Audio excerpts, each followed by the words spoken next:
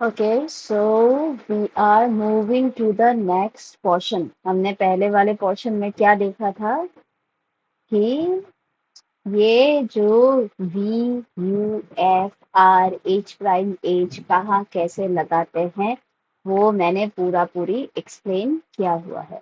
ठीक है। एंड इसी कॉन्टेक्स्ट के ऊपर मैंने कहा था कि हमारा जो कॉन्केव एंड जो कॉन्वेक्स मिरर है उसका फॉर्मूला में ये सब साइंस नजर आता है। ठीक है, राइट। एम के बारे में अभी तक हमें कुछ इतना खास ध्यान नहीं देना है। ये वाला एम जो है इसके बारे में हम लोग आएंगे डिस्कशन में, लेकिन इतना तक आई सपोज कि आप लोगों का क्लियर हो चुका है, हो जाना चाहिए इनफैक्ट। ओके, तो आइए बढ़ते हैं अब हम मिरर फॉर्मूला में।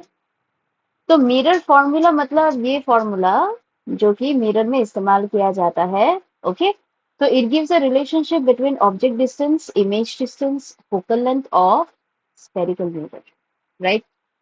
हमारा यहाँ पे मिरर फॉर्मूला बस एक ही है, और वो क्या है ये यहाँ पे मैंने ऑलरेडी लिख के दिया हुआ है। That is 1/f is equal to 1/v plus 1/u।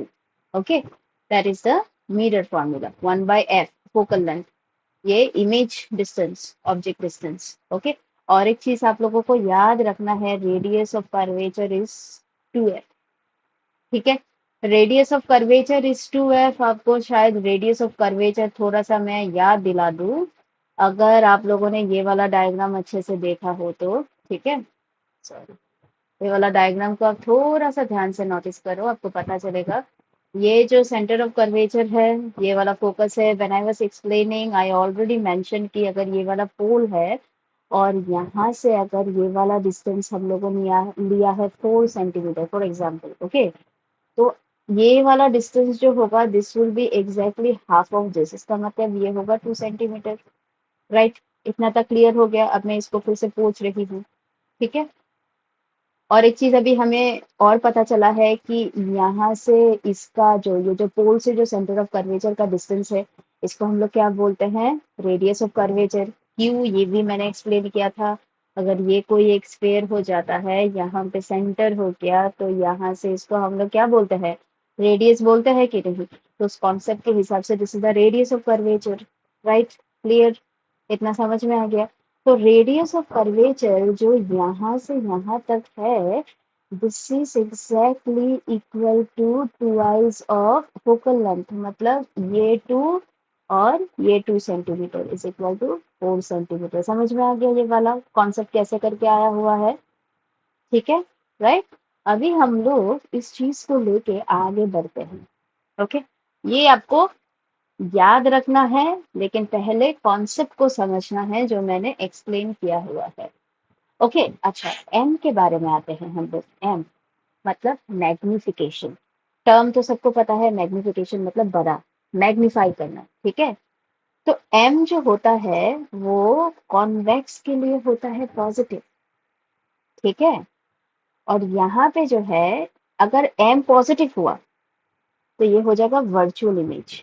अगर एम नेगेटिव हुआ तो ये हो जाएगा रियल इमेज। ठीक है, एम का फॉर्मूला आता है, m is equal to h prime by h. इसका मतलब object sorry image height by object height, या फिर negative of v by u. ठीक है, राइट।